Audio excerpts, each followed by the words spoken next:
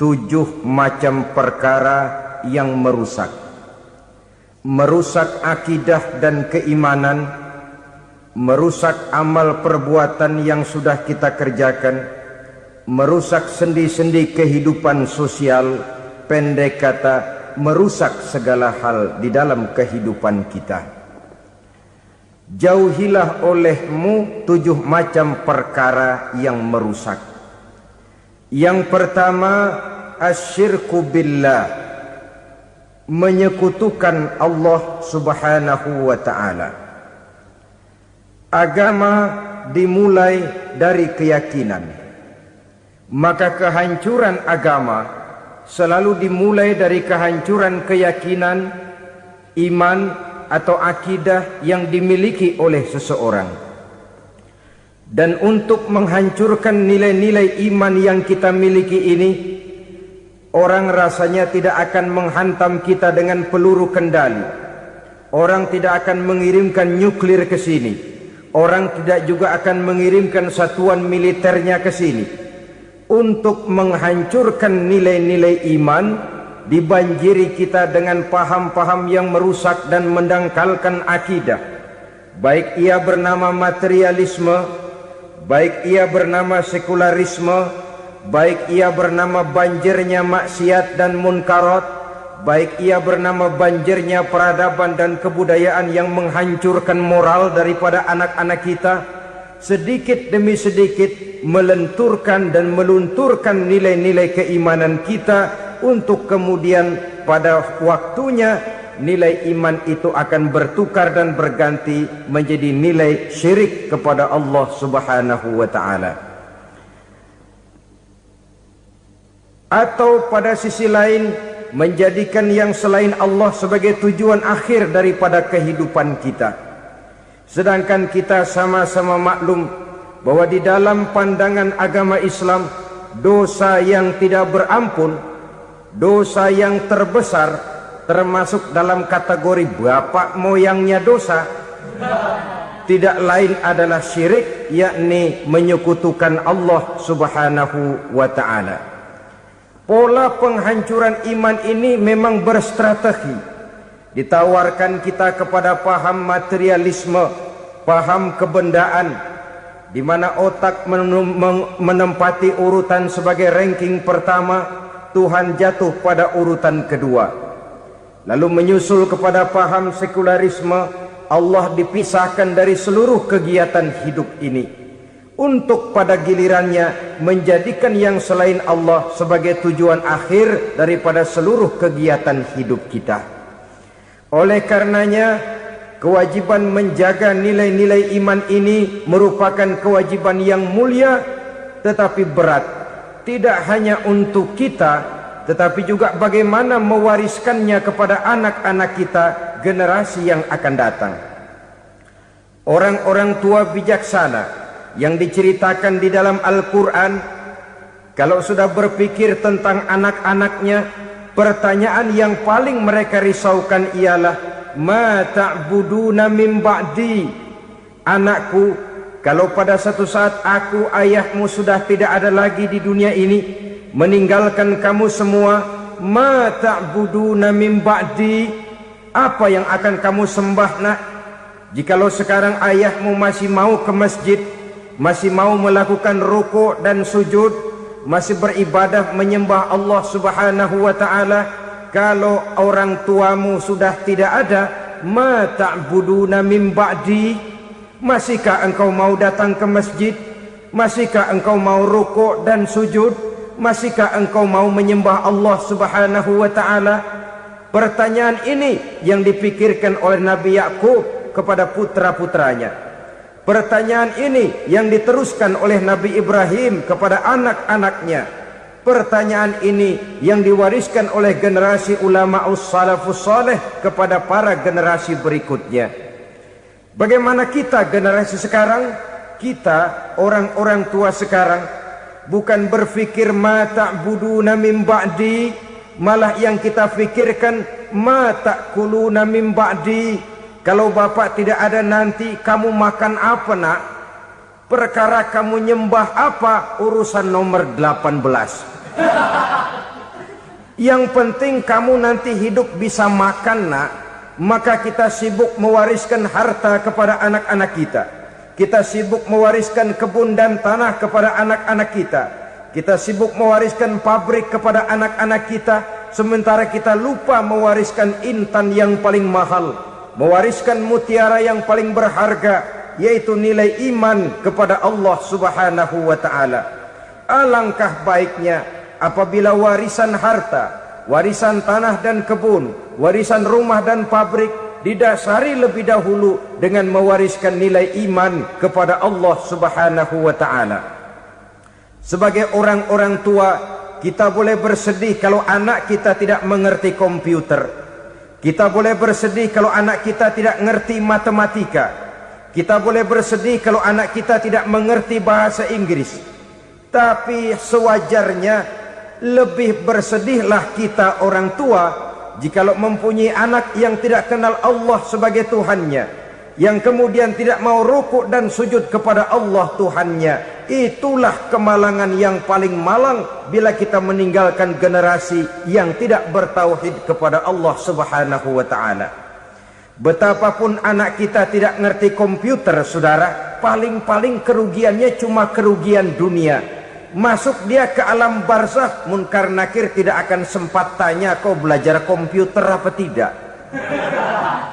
Kumpul dia di padang mahsyar, malaikat juga tidak akan tanya matematikamu nilainya berapa.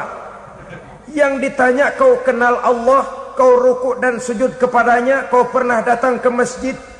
Oleh karena itu sekali lagi, menjaga nilai iman tidak hanya untuk kita, tetapi juga mewariskannya kepada anak-anak kita, generasi yang akan datang. Sungguh kemalangan yang paling besar apabila kita meninggalkan anak-anak kita, mereka kita tinggalkan lemah ekonominya, itu tidak baik. Mereka kita tinggalkan lemah otaknya, itu pun akan membuat mereka tertinggal oleh yang lain. Tapi yang paling celaka, jikalau kita tinggalkan mereka dalam kondisi lemah imannya, rapuh akidahnya, tidak baik dan tidak betul keyakinan hidupnya. Oleh karena itu Nabi berpesan, jauhilah 7 perkara yang merusak. Yang pertama, syirik kepada Allah Subhanahu wa ta'ala. Menyekutukan Allah baik dalam ucapan, dalam keyakinan, ataupun dalam perbuatan. Ini perkara pertama yang termasuk 7 perusak besar di dalam kehidupan.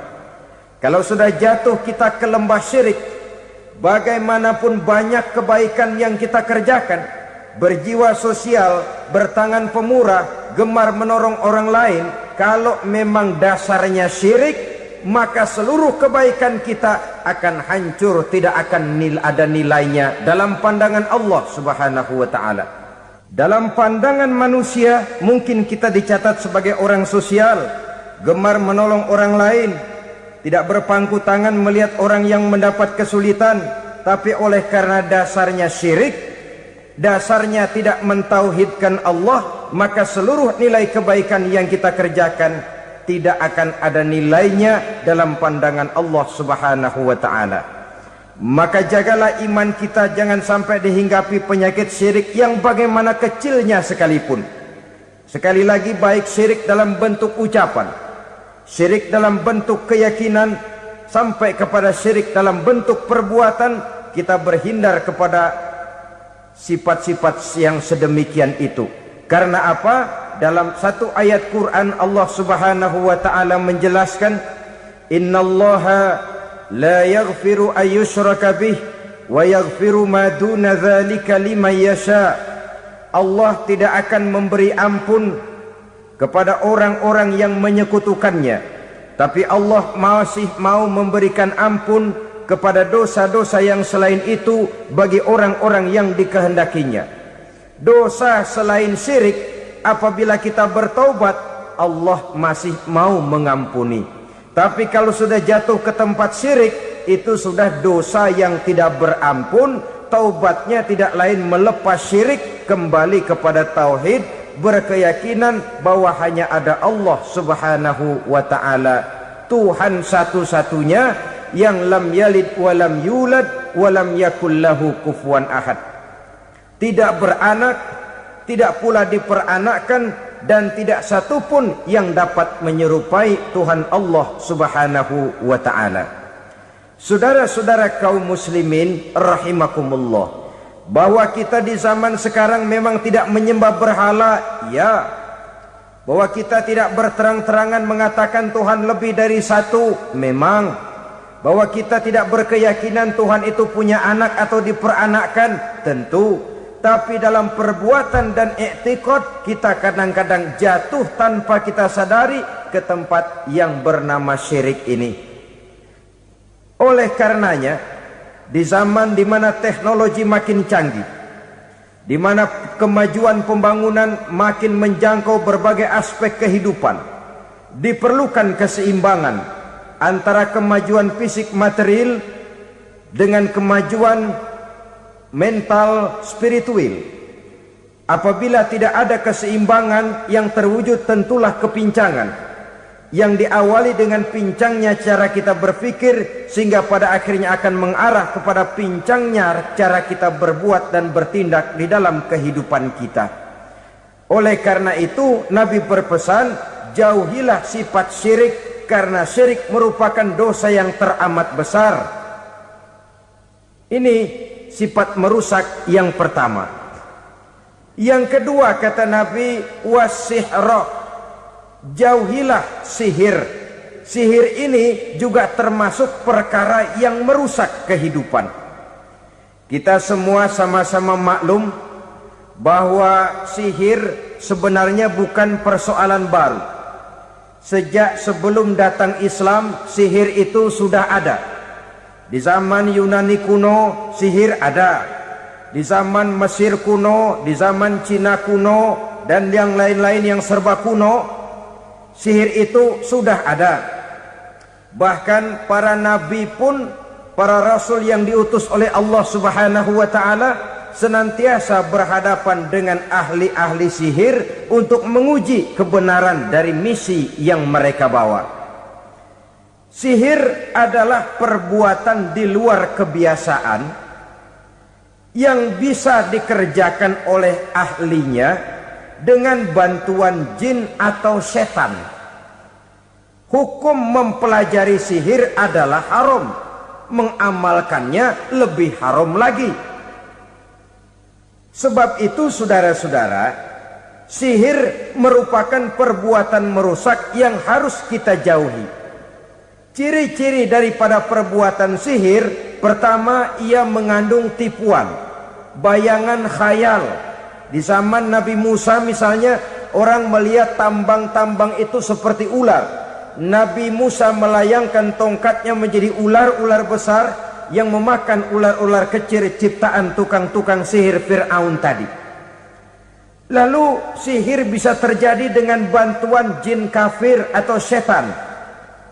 Kemudian ciri yang ketiga, sifatnya halus dan tersembunyi. Taruh kata ada seorang ahli sihir yang mempergunakan ayat-ayat Quran sebagai jompa-jampe, sebagai baca-bacaan, itu cuma sekedar kedok. Tujuannya tidak lain menjadikan agama sebagai ketok untuk membenarkan cara yang dimurkai oleh Allah Subhanahu wa ta'ala. Satu hadis yang diriwayatkan oleh Imam Bazar dan Tabrani, Nabi berpesan, laisa minna man tatayyara lahu au takahhana au tukuhhina lahu au sahira lahu. Tidak termasuk ke dalam golonganku, kata Nabi. Tidak termasuk umatku. Siapa mereka? Man tatayyara lahu, orang yang bertatoyur. Apa tatoyur itu? Dari kalimat toyaro, artinya terbang. Toir biasa diartikan dengan burung. Tatoyaro percaya kepada suara-suara burung. Man tatoyaro lahu, mempercayai, meyakini dengan benar-benar kepada suara beburungan. Kan suka ada itu, nah bunyi burung tuh, maling liwat. Maling liwat. Burung bunyi, maling liwat. Itu termasuk tatoyaro lahu, percaya kepada suara burung. Kan aneh kalau suara orang nggak dipercaya, suara burung malah dipercaya. Ada ustadz ceramah, kiai ngaji, nggak mau didengerin, burung dengerin bener. Nah, suaranya dari sebelah mana? Belah kulon. Nah, itu tandanya ano. Habis dihitung-hitung. Itu termasuk tatoyaro lahu. Au takahana, atau bertenung, au tukuhina, atau minta ditenungkan, au sahirolahu, atau melakukan perbuatan sihir, atau minta disihirkan. Laisa minna, tidak termasuk ke dalam golonganku, kata Nabi. Sehingga dengan demikian saudara-saudara, menghadapi sihir dengan sihir sekalipun termasuk perbuatan yang tidak diajarkan oleh agama. Kita kan mempelajari sihir untuk jaga diri, tidak apa-apa. Yang dilarang mengamalkannya, dilarang juga mempelajarinya. Sebab orang kalau sudah mengetahui, biasanya lalu terangsang untuk mencoba. Kalau percobaannya berhasil, biasanya terangsang untuk coba lagi dan coba lagi.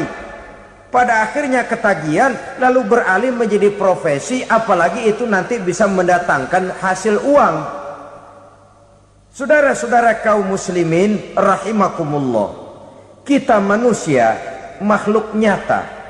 Kita hidup di alam nyata, terikat oleh sunnatullah, causality.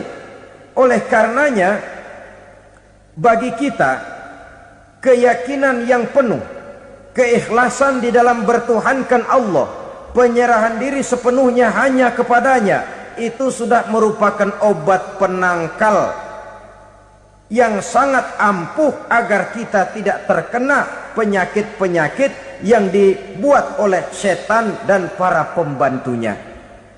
Sehingga beberapa ayat Quran mengajarkan, misalnya a'udzu bikalimatillahi tammati min syarri ma khalaq, atau bismillazi la yadurru ma'asmihi syai'un fil ardi wala fis sama, dengan menyebut nama Allah yang tidak bisa mendatangkan bahaya sedikit pun, dari baik yang datang dari langit maupun yang datang dari bumi. Jiwa yang kosong dari keyakinan yang penuh kepada Allah, jiwa yang penuh was-was dan ragu-ragu, itu yang mudah terserang oleh penyakit-penyakit yang dikerjakan oleh para tukang-tukang sihir, yaitu oleh setan dan seluruh para pembantunya. Kemudian hadis kedua yang diriwayatkan oleh Imam Ibnu Hibban, Nabi bersabda, la yadkhulul jannata mudminu khamrin wala mu'minu bisihrin wala qati'u rahmin. Tidak masuk surga. Ini Nabi yang bilang, tidak masuk surga. Siapa itu? Pertama, mudminu khamrin, orang yang berkekalan dalam mabuk. Selalu mudminun itu sudah menjadi perbuatan rutinnya, tidak kapok-kapoknya, teler seumur hidup. Mudminu khamrin, tidak masuk surga orang yang selalu bermabuk-mabukan. Yang kedua, wala mu'minu bisihrin, orang mukmin tapi main sihir. Ini juga oleh Nabi diperingatkan, tidak akan masuk surga orang mukmin tapi suka main sihir. Wala qati'u rahmin, dan tidak juga orang yang memutuskan silaturahmi. Tiga macam manusia yang diperingatkan Nabi tidak akan masuk surga: orang yang selalu mabuk, orang mukmin yang main sihir, dan orang yang memutuskan silaturahmi. Saudara-saudara kaum muslimin rahimakumullah. Lalu orang berkata, kenapa dilarang kita bersihir? Padahal Rasul sendiri kan punya mukjizat. Nah, kita memang harus membedakan antara mukjizat dengan sihir. Dalam kehidupan agama kita kenal ada yang namanya mukjizat, ada yang namanya karamah, atau keramat biasa diucapkan, ada yang namanya maunah, ada yang namanya irhas, ada juga yang namanya sihir. Kesemuanya ini berbeda, saudara-saudara. Yang dinamakan mukjizat itu khusus untuk para rasul saja. Satu kejadian luar biasa yang terjadi dilakukan oleh rasul atas izin dari Allah Subhanahu wa taala. Perbedaannya dengan sihir jelas. Sihir dari setan, mukjizat dari Allah. Sihir bisa dipelajari, mukjizat tidak. Sihir umumnya untuk maksud-maksud yang tidak baik, sedangkan mukjizat untuk memperkuat kebenaran yang disampaikan oleh para rasul dan ditentang oleh umatnya. Bahkan kafir Quraisy dahulu menganggap orang-orang ahli sihir itu berada dalam satu posisi yang hina, sehingga mereka mengatakan dan menuduh Nabi Muhammad sebagai tukang sihir. Tuduhan sebagai tukang sihir adalah tuduhan yang sangat aib dan hina. Di tengah masyarakat kufar jahiliyah, kedudukan tukang sihir dipandang sebagai kedudukan yang hina, sehingga mereka mengejek Nabi dengan sebutan tukang sihir. Jadi mukjizat hanya untuk Rasul saja. Kemudian karomah. Karomah ini asal kata dari karoma, kehormatan, kemuliaan yang diberikan Allah kepada hamba-hambanya yang rajin mendekatkan diri kepadanya.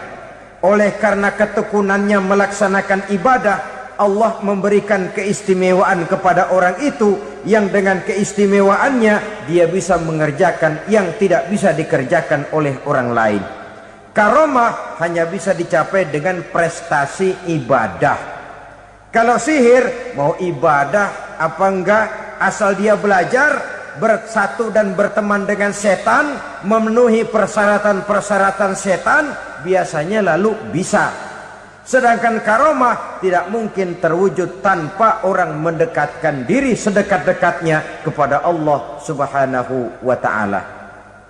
Maka kita lihat biasanya orang-orang yang punya ilmu sihir, mukanya rata-rata nggak enak dilihat. Kumuh, jauh dari air wudhu, jauh dari sujud kepada Allah, malah berteman dengan setan, menjadi pelayan-pelayannya setan. Saudara-saudara, adapun maunah, keistimewaan yang diberikan Allah kepada hamba-hambanya yang belum sampai kepada tingkat wali, tapi orang itu lebih banyak kebaikannya daripada kesalahannya. Umpamanya, saudara jalan bertiga di pinggir jalan, saudara ada pada posisi di tengah, lalu bertiga ini ketabrak mobil. Menurut perhitungan saudara mati lebih dahulu. Tapi terjadi hal yang aneh, dua teman saudara mati, saudara malah cuma luka dan lecet sedikit saja.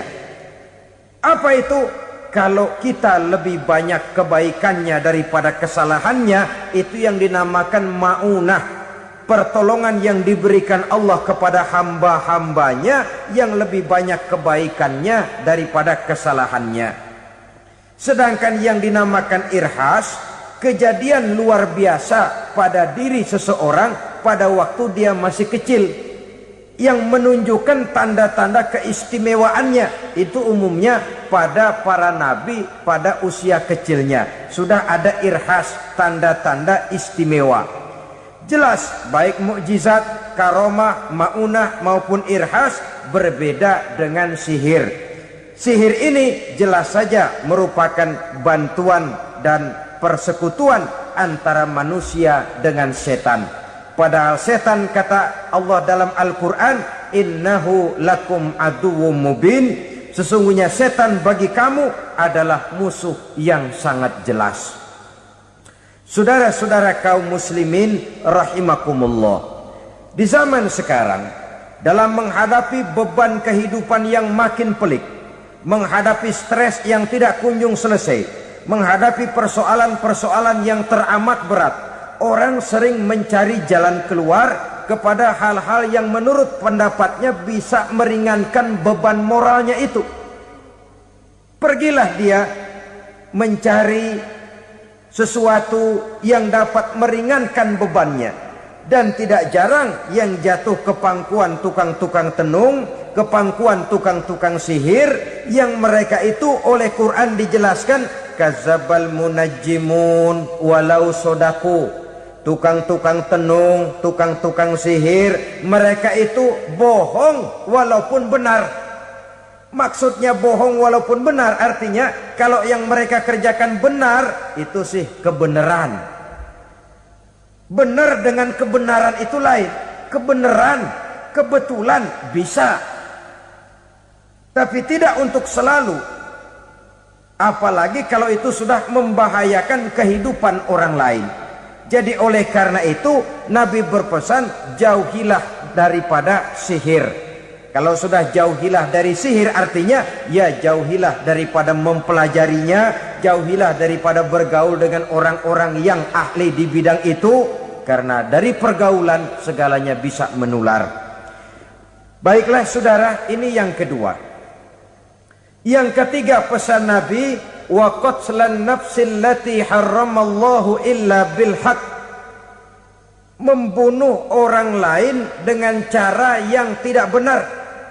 Membunuh orang yang diharamkan oleh Allah Subhanahu wa taala untuk melakukannya kecuali dengan alasan yang benar. Kita tahu Islam adalah agama damai. Sesuai dengan namanya, ia tidak dikembangkan dengan pedang dan kekerasan. Ia dikembangkan dengan keteladanan dan tuntunan moral.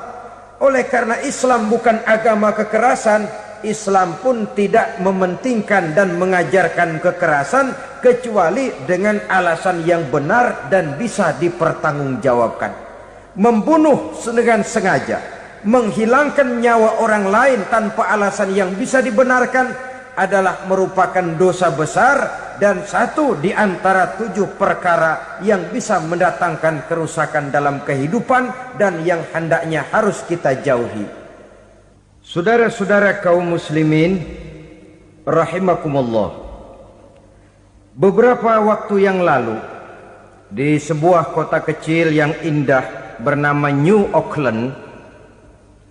Saudara tahu New Auckland? Itu dari Gunung Kidul masih ngidul lagi. Pernah diadakan satu seminar yang membicarakan bagaimana menyelamatkan masyarakat manusia dari bahaya Perang Dunia Ketiga. Diperkirakan kalau terjadi Perang Dunia Ketiga, manusia tidak akan tersisa. Sebab apa? Pada waktu itu cadangan nuklir yang dimiliki oleh bersama Amerika dan Rusia konon sudah sanggup memusnahkan 6 miliar manusia pada saat jumlah manusia baru 5 miliar. Jadi kelebihan nuklir dunia ini. Kalau terjadi Perang Dunia Ketiga, sulit manusia untuk tersisa. Maka dibahaslah di dalam seminar itu, wah, supaya tidak terjadi Perang Dunia Ketiga, maka perlombaan membuat senjata-senjata canggih, alat-alat pembunuh modern harus segera dibatasi. Dibahas, tidak mungkin kita membatasi perlombaan membuat senjata. Kenapa? Makin maju ilmu dan teknologi, makin canggih senjata yang ditemukan. Atom sudah meningkat menjadi nuklir, nuklir sudah meningkat menjadi neutron, dan kita tahu bom yang bernama neutron ini bom yang cukup membunuh tanpa perlu merusak. Artinya kalau dia diledakkan di kota kita ini, bangunan utuh, jembatan tidak ambruk, rumah-rumah tetap berdiri, tapi semua yang bernama hidup mati. Itu katanya lebih sopan dari bom atom. Sebab kalau si atom ini sudah membunuh, merusak pula. Neutron cukup membunuh saja tanpa perlu merusak. Jadi majunya senjata-senjata teknologi sebagai akibat yang logis dari kemajuan ilmu pengetahuan ini tidak bisa kita batasi. Dan memang sebenarnya yang bahaya bukan senjatanya, tapi manusia yang mengendalikan senjata itu. Mereka kembali kepada prinsip the man behind the gun. Bukan senjatanya yang bahaya, tapi manusia yang mengendalikan senjata itu yang bahaya. Walaupun senjatanya modern, katakanlah model M16 umpamanya, kalau yang mengendalikannya orang beriman, insya Allah aman.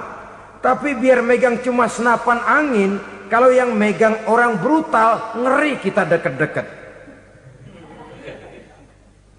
Apalagi kalau memang bukan ahlinya menggunakan senjata, bisa ngeker kaki kena jidat.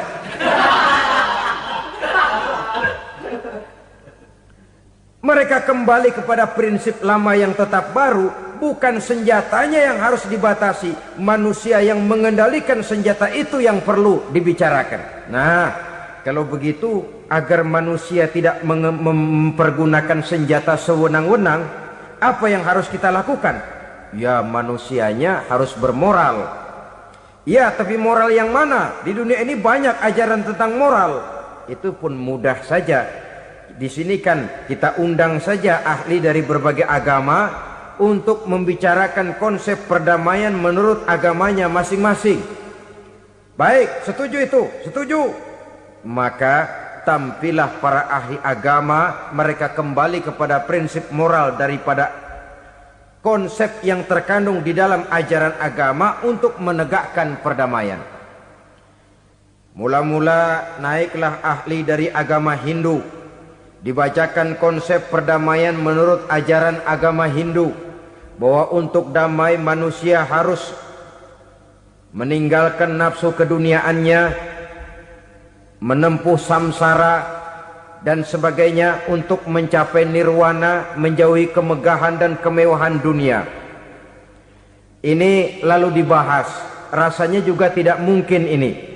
Kemudian dari agama Nasrani, bahwa untuk damai manusia harus menciptakan sifat kasih sayang. Kalau ditampar pipi kiri, berikan pipi yang kanan. Kalau diberikan selendang, berikan baju. Nanti orang kasihan, lalu dia tidak akan nampar lagi. Ketika ini dibahas, ternyata rasanya pun tidak mungkin bisa diterima. Karena apa? Di zaman sekarang orang ditampar pipi kiri, dikasih pipi kanan. Bukan kasihan, gemes. Damai belum tentu, bonyok udah jelas. Lalu ketika dibacakan konsep perdamaian menurut Quran, di mana disampaikan ayat wa jazaa'u sayyi'atin sayyi'atun misluha faman afa wa aslaha fa ajruhu 'ala Allah. Balasan terhadap satu kejahatan adalah kejahatan yang seimbang, tetapi barang siapa yang memberi maaf dan mencari jalan damai, itulah yang terbaik dan akan mendapat pahala dari Allah Subhanahu wa taala. Kamu tidak salah ditampar pipi kirimu, tampar lagi pipi kirinya sekeras dia menampar pipi kirimu. Nanti orang tidak mau menampar kita karena dia tahu kalau dia tampar kita, dia akan menderita tamparan sekeras dia menampar kita. Akan terjadilah prinsip saling hormat menghormati, tidak saling ganggu, tidak saling usil, tidak saling jahil. Atas dasar ini perdamaian bisa ditegakkan. Mereka bisa menerima konsep ini, tapi kemudian seminar ditutup tanpa satu keputusan resmi. Kenapa? Terus terang mereka kagum dengan konsep Islam, tapi sentimen lama terhadap nilai-nilai Islam telah menutup mata mereka untuk menerima kebenaran dari ajaran Al-Quranul Karim. Saudara-saudara kaum muslimin rahimakumullah, kembali kita kepada persoalan pokok. Roh adalah dari Allah. Dia akan kembali kepada Allah, milik mutlak dari Allah. Tidak pantas kita merampasnya dari orang lain. Tidak wajar kita menghilangkannya tanpa alasan yang dibenarkan oleh agama. Di zaman sekarang akibat persaingan hidup yang makin tajam, lapangan kerja yang makin sulit, tensi ekonomi yang makin tinggi, atau karena nilai moral yang makin rendah, atau juga karena rapuhnya pegangan orang kepada agama, nyawa rasanya sudah sedemikian murahnya. Berbagai kasus membuat berdiri bulu roma kita. Ada mayit, ada manusia dipotong 6, dicincang macam kambing. Ada yang dipotong 5, ada yang dipotong 13, dikardusin, dibuang ke tempat sampah. Inna lillahi wa inna ilaihi raji'un. Gejala apa ini? Kanibalisme. Manusia sudah demikian sadisnya, manusia sudah sedemikian buasnya, sehingga sesama manusia diperlakukan seperti hewan. Padahal hewan sendiri belum pernah macan makan macan, bagaimanapun buasnya macan. Belum pernah serigala memakan serigala, bagaimanapun brutalnya serigala. Tetapi manusia makan manusia di zaman sekarang kadang jadi kenyataan dalam kehidupan kita. Kadang persoalannya remeh saja. Soal uang 200 perak, pisau bicara, nyawa melayang. Soal rokok sebatang, celurit bicara, nyawa melayang. Soal-soal yang sama sekali tidak prinsip, begitu mudah kita menghilangkan nyawa orang lain. Padahal Nabi pernah memperingatkan, apabila dua orang muslim sudah berkelahi dan berbunuh-bunuhan, al-qatil wal maktul finnar, yang membunuh dan yang terbunuh dua-duanya neraka. Sahabat heran, ya Rasul, kalau yang terbunuh, kalau yang membunuh masuk neraka itu sih wajar, tapi yang terbunuh kenapa neraka juga? Beliau menjawab, dua-duanya sudah punya niat untuk saling membunuh. Niatnya itu yang diponten. Yang terbunuh cuman lagi apes aja, keduluan dia. Umpama tidak terbunuh, pasti dia yang akan membunuh. Oleh karenanya al-qatil wal maktul, yang membunuh dan yang dibunuh finnar, dua-duanya masuk ke dalam neraka. Islam menghormati kehidupan, tidak hanya terbatas kepada sesama muslim, orang-orang yang berlainan agama pun yang mau hidup berukun, damai, berdampingan dengan umat Islam, jiwa mereka, darah mereka dilindungi oleh nilai-nilai Islam yang disebut dengan kafir zimmi ini. Mengganggu mereka sama saja dengan mengganggu aku, kata Nabi. Jadi oleh karena itu, sayangilah sesama. Kehidupan adalah anugerah Allah, bukan wewenang kita untuk mencabutnya dari orang lain, bukan wewenang kita untuk merampas dan menghilangkannya dari orang lain. Apa yang tidak enak terjadi pada diri kita, begitu pula lah apabila terjadi pada diri orang lain. Sehingga Nabi mengatakan, la yu'minu ahadukum hatta yuhibba li akhihi ma yuhibbu li nafsihi. Belum dikatakan beriman seseorang kamu apabila dia belum mencintai saudaranya seperti ia mencintai dirinya sendiri. Apa yang enak dirasakan oleh orang lain, enak juga dirasakan oleh dia. Mengukur orang lain dengan diri sendiri. Kalau orang lain tanpa salah saya fitnah, kalau saya tanpa salah difitnah orang, enak apa enggak? Enggak, orang lain juga begitu. Kalau orang lain tanpa salah saya tempeleng kepalanya, enak apa tidak? Tidak. Orang lain juga begitu. Yang tidak enak terjadi pada diri kita, tentu tidak enak juga kalau terjadi pada orang lain. Mengukur orang lain dengan diri sendiri, sehingga tidak timbul sifat egois, tidak menari di atas bangkai orang lain, tidak mendirikan kebahagiaan di atas untayan air mata orang lain. Sehingga dengan demikian saudara-saudara, dia bisa menghormati kehidupan, menghormati orang lain sebagaimana dia ingin dihormati. Inilah perbuatan ketiga yang merusak, membunuh orang lain dengan yang diharamkan Allah tanpa alasan yang benar. Yang ketiga. Kemudian yang keempat, perbuatan merusak wa aklar riba, makan riba. Hidup adalah tolong menolong. Bahasa kerennya take and give katanya. Saling memberi dan saling menerima. Nabi mengajarkan man kuraba kurbatan min kurabid dunya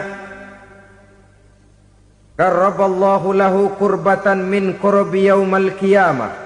Wallahu fi aunil abdi madamal abdu fi auni akhihi. Siapa yang meringankan beban dari beban-beban yang dirita seseorang di dalam kehidupan dunia, Allah akan meringankan bebannya daripada beban-beban yang harus dipikulnya di hari kiamat nanti. Wallahu fi aunil abdi madamal abdu fi auni akhihi.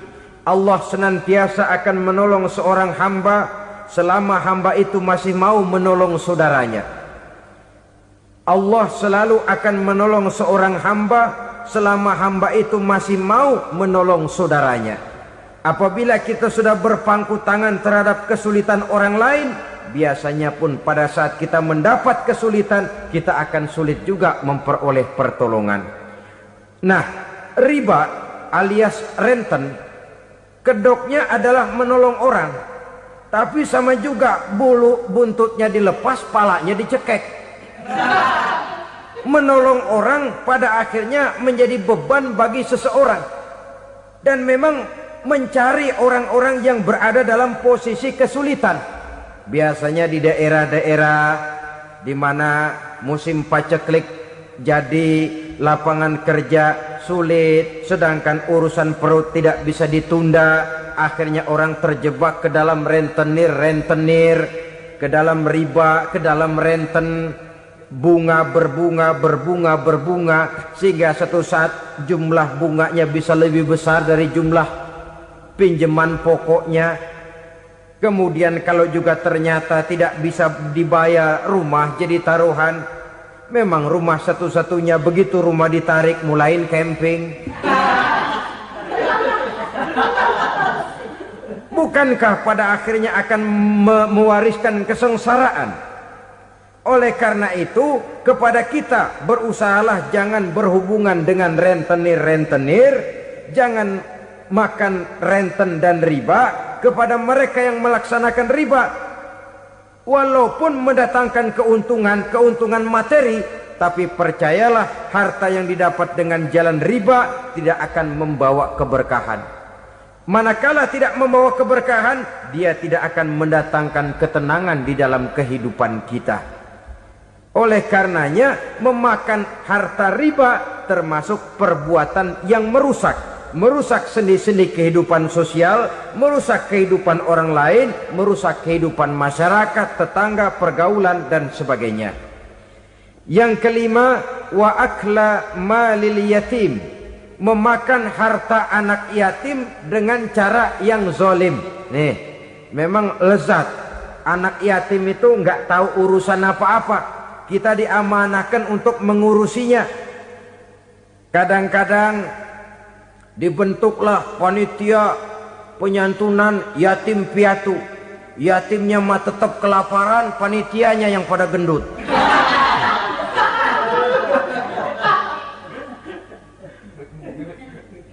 Padahal memakan harta anak yatim termasuk perbuatan dosa besar. Dan menjantuni yatim merupakan perbuatan mulia. Nabi mengatakan, ana wa kafilul yatim kahataini yaumal qiyamah. Aku dan orang-orang yang menyantuni anak yatim seperti dua jari ini pada hari kiamat nanti. Dekat sekali. Jikalau ingin di hari akhir nanti dekat dengan Rasul, bersahabatlah dengan anak-anak yatim. Jadilah pengurus anak-anak yatim. Bangunlah panti-panti asuhan yatim. Pada saat bapak ibunya meninggal, kitalah yang menjadi orang tuanya. Bahkan sedemikian besar perhatian Islam terhadap anak-anak yatim ini, sehingga Quran memberikan peringatan, ara'aital ladzi yukadzibu biddin fadzalikal ladzi yad'ul yatim wa la yahuddu ala ta'amil miskin. Tahukah kamu siapa orang yang mendustakan agama? Beragama tapi dianggap dusta, solatnya dusta, puasanya dusta, karena agamanya sudah berdusta. Siapa mereka? Fazalikal ladzi yad'ul yatim, orang yang menyanyiakan anak yatim. wala yahuddu ala ta'amil miskin, dan tidak pernah memberi makan kepada orang-orang yang menderita kemiskinan. Menyia-nyiakan, meninggalkan anak yatim termasuk perbuatan yang divonis kita sebagai orang yang mendustakan agama. Saudara-saudara kaum muslimin rahimakumullah, maka sangat dicela mengeksploitir anak-anak yatim, menjadikan mereka sebagai kedok untuk mencari kekayaan pribadi. Tetapi jikalau ikhlas, ganjarannya sangat besar, nilai pahalanya sangat besar. Menyantuni yatim tidak hanya setahun sekali. Kalau Muharram pakai istilah lebaran yatim, dibentuklah panitia, diberilah beras, uang 45.000 rupiah, alhamdulillah. Tapi jangan lupa, si yatim tidak hidup cuma satu hari. Dia tidak hidup cuma di bulan Muharram saja, dia hidup 12 bulan dalam setahun. Sebagaimana anak-anak yang lain, dia juga berhak punya masa depan. Dia juga berhak menikmati bangku sekolah. Dia berhak mengenyam arti dan makna pendidikan. Dia berhak membekali diri dengan ilmu dan pengetahuan seperti halnya anak-anak yang lain. Maka kita yang diberikan keluasan oleh Allah, ingatlah itu, bersahabatlah dengan anak-anak yatim, santuni mereka. Perkara setahun sekali di bulan Muharram, alhamdulillah, itu bagus, bin Thayyib alias baik. Tapi tentu dan tentu sekali lagi, si yatim tidak hanya hidup di bulan Muharram. Dia hidup 12 bulan dalam setahun, 24 jam dan di dalam sehari. Oleh karenanya, menyia-nyiakan mereka pada saat posisi kita memang mampu akan memojokkan kita dalam satu posisi di mana kita dianggap sebagai orang yang mendustakan agama. Memakan harta anak yatim dengan cara yang zolim. Bapaknya udah meninggal, kebunnya lebar, anaknya dikelecehin. Nah, dah kamu gak usah pusing, nanti saya yang ngurus. Akhirnya bukan ngurus, nguras. Si yatim mungkin tidak tahu bahwa dia disia-siakan, haknya diambil, miliknya dizolimi. Tapi Allah yang akan membalasnya dengan seadil-adilnya. Maka makan harta anak yatim biasanya balasannya tokcer bin paten. Nggak banyak selang tempo itu, nggak percaya cobain dah. Nyobain aja kan nggak bayar, umpama. Memakan harta anak yatim dengan cara yang zolim, ganjarannya biasanya kontan. Kenapa? Ratapan si miskin, untayan air matanya, jeritan kepedihan hatinya, membuka pintu langit, permohonannya diijabah, getaran hatinya didengarkan oleh Allah. Maka balasannya biasanya kontan, spontan, tidak menunggu waktu terlalu lama. Itu di dunia, belum lagi di akhirat nanti. Bukankah dalam riwayat Mi'raj diceritakan Nabi melihat di neraka itu orang perutnya sebesar rumah. La haula wala quwata. Itu perut kayak rumah, bagaimana jalannya tuh orang? Dan memang gak jalan, diseret-seret oleh malaikat di neraka itu. Hancur perutnya, amburadul itu perut. Berantakan isinya, dibulatkan lagi, diseret lagi, hancur lagi, dibulatkan lagi. Sampai Nabi tanya, orang itu begitu berat siksanya kenapa ya Jibril? Itu Muhammad, waktu di dunia dulu rakus banget makan harta anak yatim. Begitu vonisnya, begitu menyedihkan nasibnya di akhirat. Tapi di dunia pun ketidakberkahan itu sudah membayangi kehidupannya. Oleh karena itu, kepada saudara-saudara yang mendapat titipan anak yatim, berbahagialah, karena semulia-mulia rumah adalah rumah yang di dalamnya ada anak yatim yang disantuni. Sehina-hina rumah adalah rumah di mana di dalamnya ada anak yatim yang disia-siakan. Begitu kata Nabi kita. Rumah yang paling mulia dalam pandangan Allah, rumah yang di dalamnya ada anak yatim yang disantuni. Rumah yang paling hina dalam pandangan Allah, rumah yang di dalamnya ada anak yatim yang nasibnya disia-siakan. Berbahagialah saudara apabila menjadi penyantun anak-anak yatim, pelindung mereka, sehingga mereka mempunyai masa depan sebagaimana anak-anak lainnya. Rasulullah sendiri sedemikian peka terhadap keadaan anak-anak yatim karena beliau sendiri memang mengalami umur 6 bulan dalam kandungan ibu, beliau sudah ditinggalkan oleh ayahnya. Pada saat berusia 6 tahun ibu sudah meninggal. Yatim piatu dalam usia di mana beliau sedang perlu belas kasih seorang ibu dan pengertian seorang bapa. Kepekaan itu lalu timbul, bahkan kemudian sampai kepada beliau berkata, aku dan orang yang menyantuni anak yatim seperti jari tengah dan jari telunjuk di hari akhirat nanti. Sedemikian dekatnya. Baiklah ya, jadi yang kelima, memakan harta anak yatim. Jauhi karena ini perbuatan yang merusak.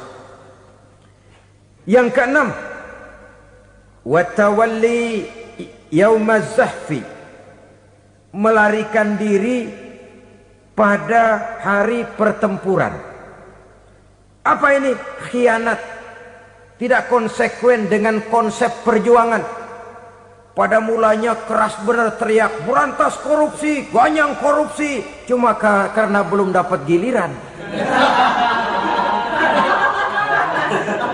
Begitu dia naik dapat kesempatan, korupsinya lebih edan dari yang diteriakinya.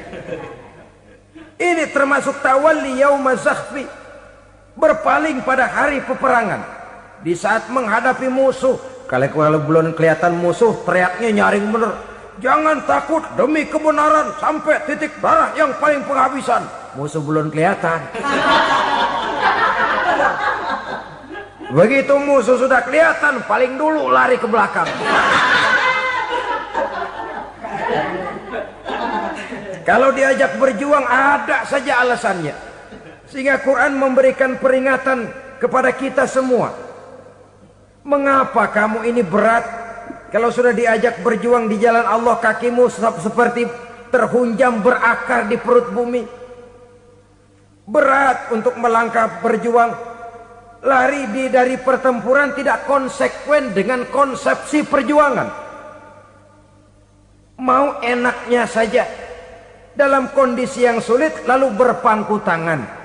Ini termasuk ciri munafik yang di dalam Al-Quran disindir dengan bahasa kullama adha'a lahum masyaufi wa iza azlama alaihim qamu. Waktu terang mereka jalan, giliran gelap mereka mandek. Artinya, maksudnya, kalau giliran ada untungnya aja, rame-rame teriak Islam. Tapi begitu diminta berjuang, dituntut berkorban, rame-rame mundur.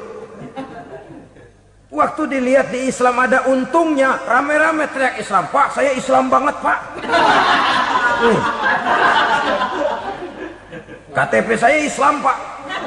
Pokoknya Islam banget dah. Tapi ketika diminta berjuang, dituntut sedikit berkorban, rame-rame mengundurkan diri. Tahun 65 PKI berontak. Waduh, waktu itu jadi orang Islam untung itu. Nggak dikejar-kejar, aman. Masjid rame, mobil-mobil mewah parkir di depan musola dan masjid. Kenapa? Waktu itu asal udah ke masjid aman. Islam selamat, untung. Tapi begitu keadaan aman, yang parkir di musola sepeda butut melulu.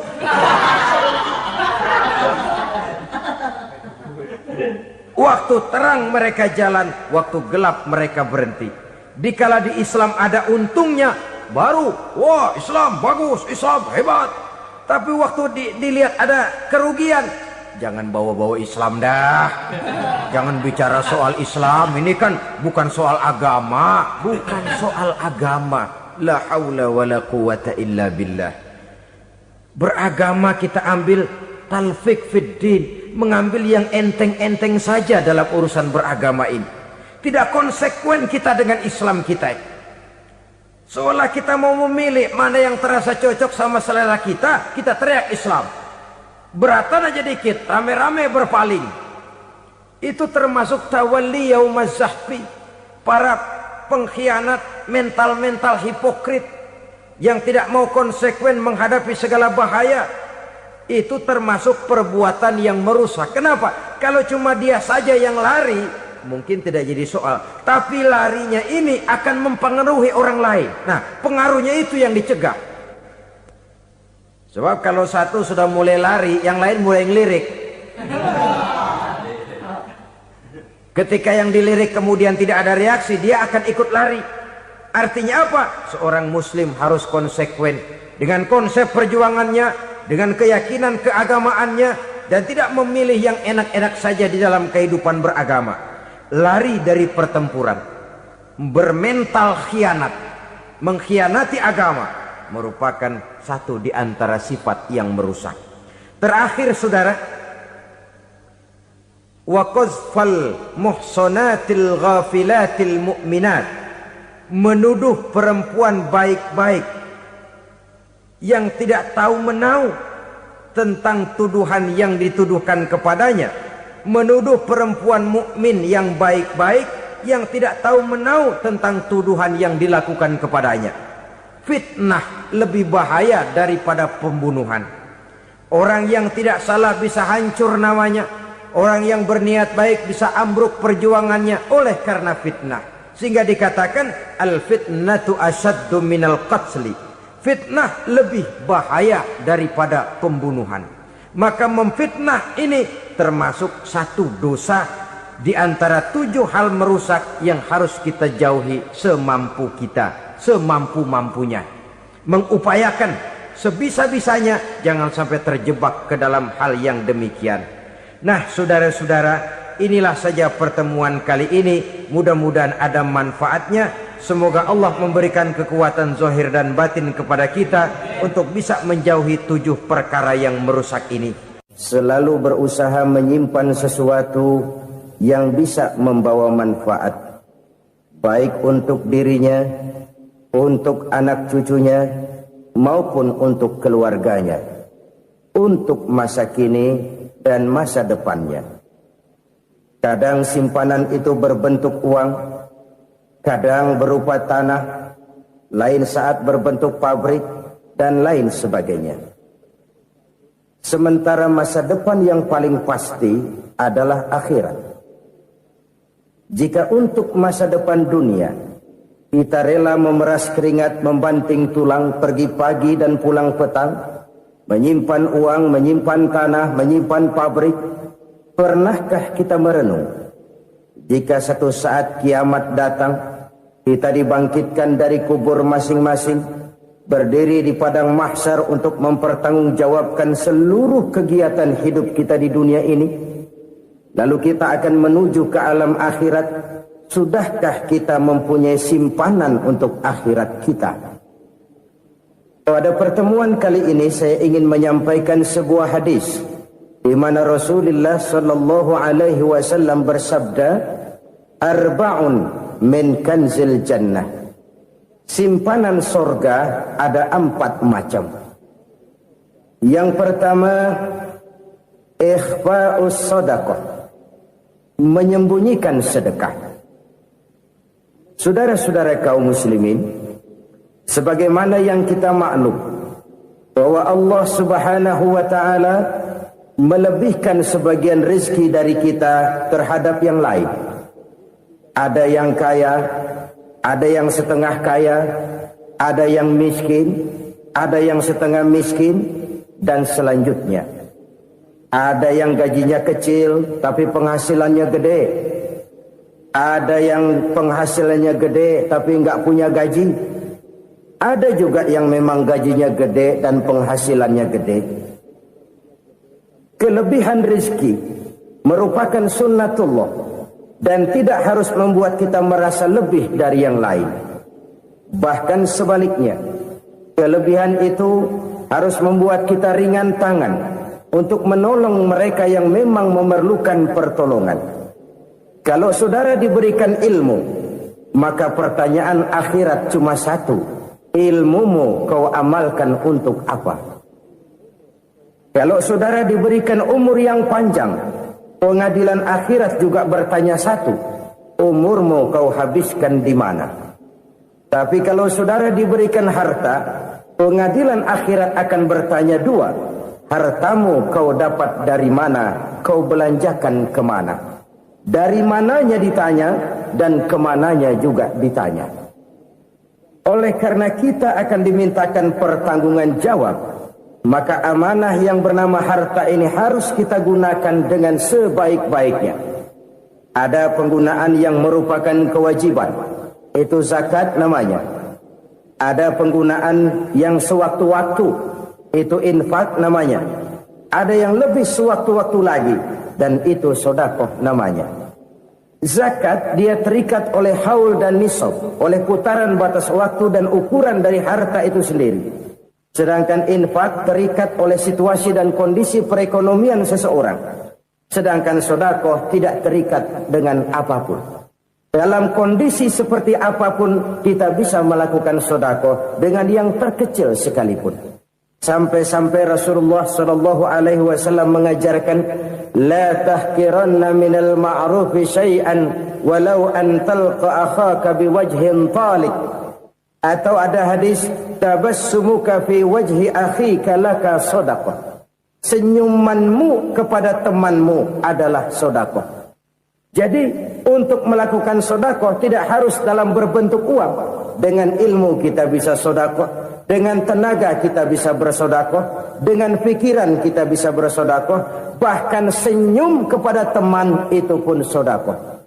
Jadi kalau sedekah dengan uang memang belum punya uang, nyengir aja banyakin. Itu asal pada tempatnya, jangan lalu ketemu tiang listrik cengengesan. Tentu tidak pada tempatnya dan tidak wajar. Nah, sedekah yang paling dicintai Allah adalah sedekah yang disembunyikan. Artinya jauh dari sifat riya. Kan kadang-kadang ada orang sedekah itu disebutkan namanya. Apa tidak bagus? Kalau memang niatnya ikhlas, ya bagus-bagus saja. Untuk memberikan sugesti kepada yang lain. Di Fulan bin Fulan nyumbang sekian, diumumkan. Boleh kalau niatnya untuk memberikan rangsangan kepada yang lain supaya dia menyumbang lebih besar dari orang tadi. Tapi kalau itu mendatangkan riya, maka sedekah yang paling dicintai hari Jumat adalah hari pilihan Allah Subhanahu wa taala, hari yang disukai Allah Subhanahu wa taala jalla jalaluh wa ta'ala azamatu. Karenanya sebagai umat Islam kita diminta secara khusus sebagai umat Nabi Muhammad, di Jumat nih hadiah Allah buat Nabi Muhammad, dilipat gandakan amal-amal ibadah. Karenanya sebagai umatnya Nabi Muhammad, hari Jumat ada amalan yang sangat baik dilakukan. Assalamualaikum warahmatullahi wabarakatuh. Ada kebaikan dia tidak bisa ikut, dia merasa rugi karena dia merasa belum pernah berbuat baik. Alhamdulillah. Tapi kalau akan melakukan kesalahan, wassalatu wassalamu ala Rasulillah Muhammad ibn Abdillah wa ala alihi wa sahbihi wa man wala. Subhanaka la ilma lana illa ma 'allamtana innaka antal alimul hakim. Rabbi shrah li sadri wa yassir li amri wahlul 'uqdatan min lisani yafqahu qawli. Amma ba'd. Baik, sebelum kita mulai, kita akan baca niat belajar bersama-sama. Mudah-mudahan ilmunya nanti sekali lagi jadi ilmu yang manfaat buat kita sekalian. Bismillahirrahmanirrahim.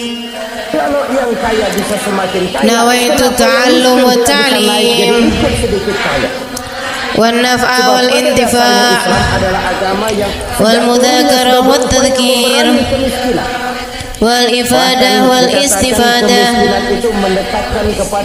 wal hidza 'ala tamassuk bi kitabillah wa sunnati rasulillah sallallahu alaihi wa alihi wasallam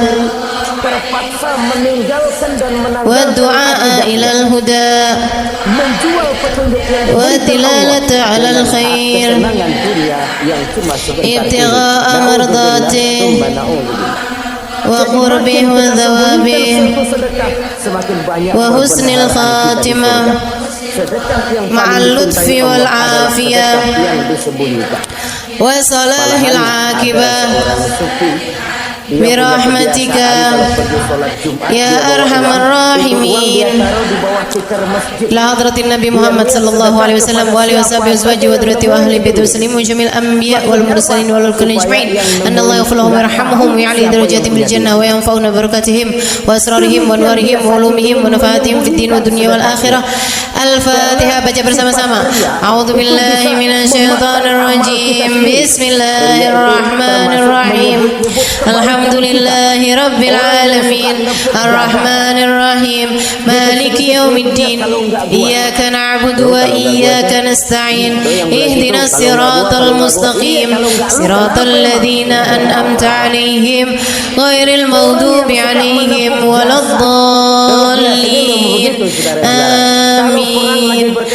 Taqabbalallah minna wa minkum, taqabbal ya karim. Amalan kalau dikerjakan hari Jumat berlipat ganda 10 kali lipat. Itu kata Nabi kita Muhammad sallallahu alaihi wa ala alihi wasallam. Karenanya nih hadir maulid di sini nih 1 kali kayak hadir maulid